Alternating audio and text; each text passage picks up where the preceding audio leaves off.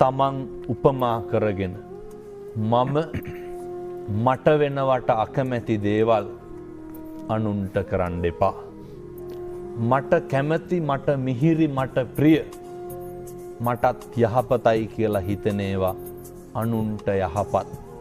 අපි නිරන්තරයෙන්ම අපේ වැරද්ද දකින්නේ නැහැ. අපි හැම තිස්සෙම අනෙකගේ වැරද්ද දකින්නවනේ.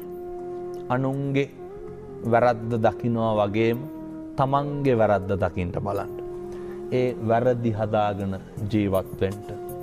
අනෙකට මෛත්‍රිය, සමාධිය නපරෝ පරං කුබ්බේත නාති මඤ්ඤේත කත්ත චිනං කංචි.